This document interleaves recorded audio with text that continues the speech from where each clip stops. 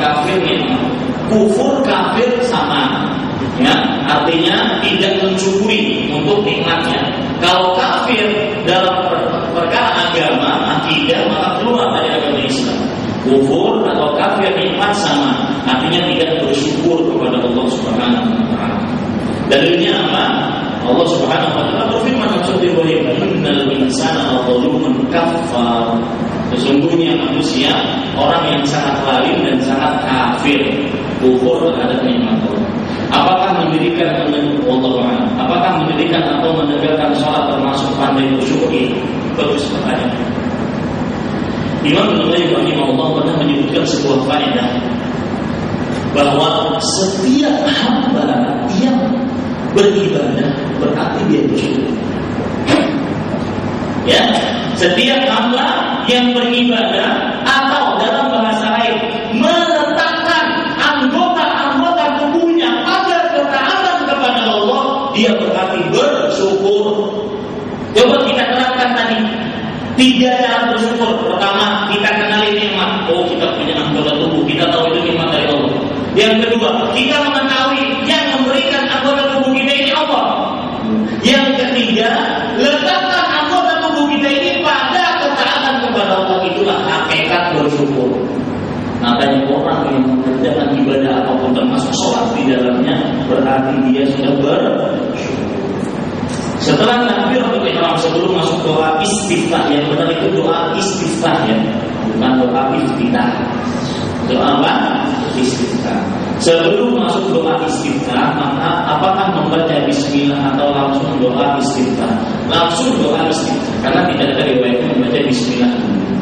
Ya, jadi Allah Akbar, langsung baca doa apa? Allahumma ba'id baini wa baina khataaya wa terus sampai habis. Doa istiftah. Atau doa-doa yang lain.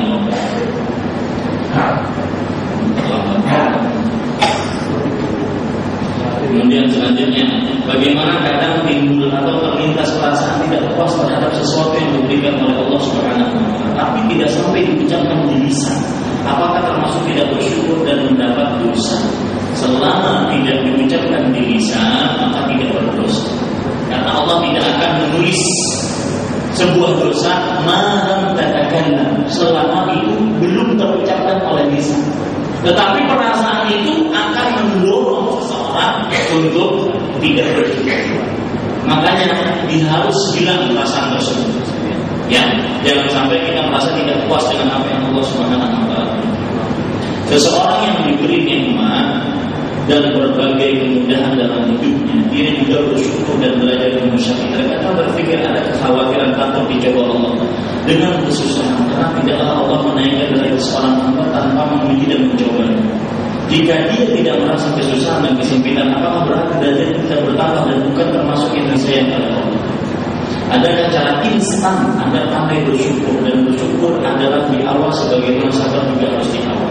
Ini dua pertanyaan. Yang pertama, kalau orang tidak diberikan ujian, pertama orang seperti ini harus introspeksi diri. Ditahukan kita maksiat, kasih nikmat, maksiat nikmat, maksiat nikmat, sampai dicabut nyawa seketika dalam keadaan bermaksiat.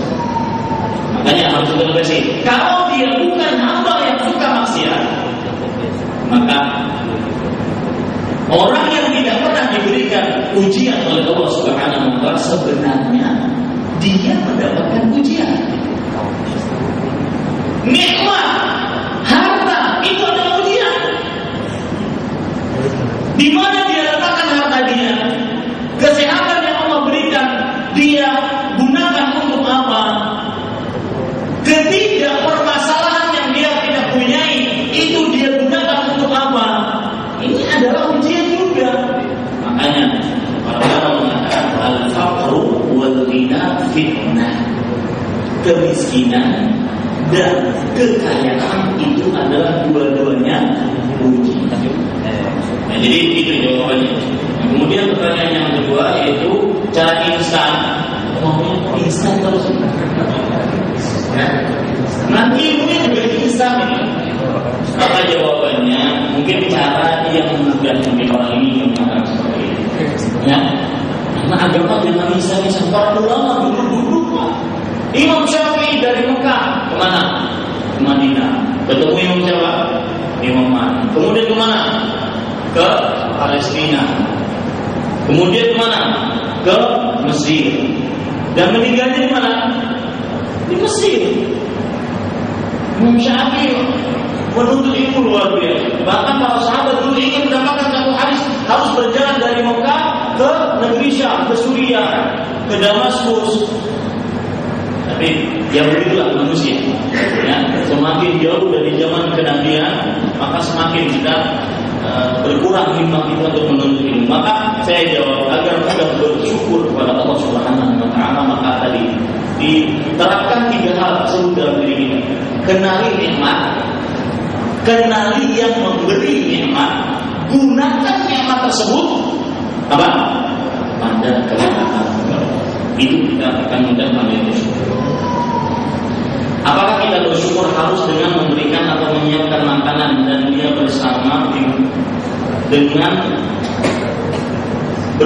dengan doa bersama dipimpin oleh orang alim? Ini syukuran, bukan bersyukur. Ya,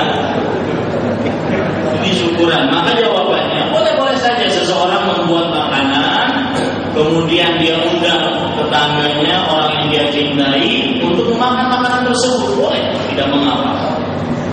Ya, seperti yang dilakukan oleh Anas bin Malik mengundang Rasulullah SAW, kemudian Abdullah bin Abbas mengundang Rasulullah SAW, Abu Hurairah mengundang Rasulullah SAW. Ini pernah dilakukan oleh Rasul. Tetapi namanya syukuran, ya harus seperti ini, ada doa bersamanya, maka ini harus ditinjau lagi dari hadis Nabi. Maka tidak ada kita dapati yang namanya agenda syukuran atau doa bersama. Tapi yang ada adalah jika ingin mengundang orang kita bikin makanan, saya undang bapak-bapak sekalian, ya silakan datang, tidak mengapa. Allah. Apakah orang yang mengeluh dapat dikatakan tidak bersyukur? Iya, tidak bersyukur. Kenapa? Karena orang yang mengeluh itu dia kufur terhadap nikmat Allah. Kenapa? Karena kalau orang yang bersyukur dia tidak akan mengeluh. Dia tahu nikmat, dia tahu siapa yang beri nikmat, dia gunakan nikmat tersebut dalam ketaatan kepada Allah. Tidak pernah dia mengeluh. Dan apakah syukur hanya cukup dengan mengucapkan alhamdulillah? Tidak. Syukur bisa dikerjakan dengan 3 hal. Pertama dengan lisan, mengucapkan alhamdulillah. Yang kedua dengan anggota tubuh, menggunakannya pada ketaatan kepada Allah. Yang ketiga dengan hati, sikap bersyukur kepada Allah Subhanahu wa taala. Apakah orang yang tidak bersyukur imannya kurang sempurna? Maka jawabannya, orang yang tidak bersyukur mensyukuri nikmat Allah Subhanahu wa taala, pertama dia berdosa karena telah masuk ke dalam perangkap setan. Ya, dan orang yang melakukan dosa berarti berkurang nikmatnya, berkurang imannya, ya, berkurang imannya. Dan al-iman yazid, iman itu bertambah dan berkurang. Yazid bil ta'ah wa yanqus bil ma'siyah. Bertambah dengan mengerjakan ketaatan dan berkurang dengan maksiat. Salah satu maksiat adalah tidak mensyukuri nikmat Allah Subhanahu wa taala. Apakah orang yang berilmu tapi tidak mengamalkan ilmunya dapat dikatakan kufur nikmat? Maka jawabannya bisa dikatakan seperti ini. Ini paling berbahaya pada ikhwan sekalian. Dan ini yang kita takutkan. Orang-orang yang berbicara di hadapan bapak-bapak sekalian, jangan dianggap orang suci. Mungkin orang yang paling banyak dosanya saya. Kalau seandainya dosa ini berbau, maka niscaya Bapak sudah akan mencium mungkin dari puluhan kilo, ratusan kilo dosa saya saking banyak. Dan begitu semestinya seorang muslim ketika melihat dosa. Dalam hadis riwayat Bukhari, Abdullah bin Abbas, perhatikan ini sikap muslim terhadap dosa. Abdullah bin Mas'ud radhiyallahu anhu mengatakan, innal mu'min, orang beriman, yadhunubahu, melihat dosa-dosanya kalau juri seperti seseorang qa'idun tahtal jabal, dia duduk di bawah gunung, yushiku an yaqa alaihi,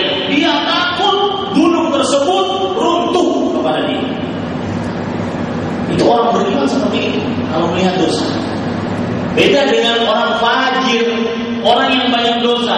Wa innal fajira, dan orang yang banyak dosa, ya dzunubahu kadzubabin yaqau ala anfi, seperti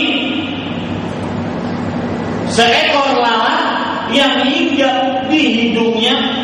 Adalah di hidung kita, apa yang kita kerjakan? Kita kibas dengan tangan kita. Orang fajir, orang banyak dosa seperti itu, melihat dosanya. Nah, orang beriman tidak seperti itu. Nah, makanya Bapak Ibu saudara-saudari yang dimuliakan oleh Allah Subhanahu wa taala, orang yang berilmu semestinya dia mengamalkan ilmunya, kalau tidak maka dia akan seperti kaum yang disesatkan oleh Allah Subhanahu wa taala, yaitu kaum Nasrani. Ini yang bisa saya sampaikan. Apa yang baik dari Allah Subhanahu wa taala, apa yang buruk dari pribadi manusia biasa, kita cukupkan dengan kepada Nabi Subhanahu wa taala. Alhamdulillah, syada la ilaha illa anta astaghfiruka wa atubu ilaik.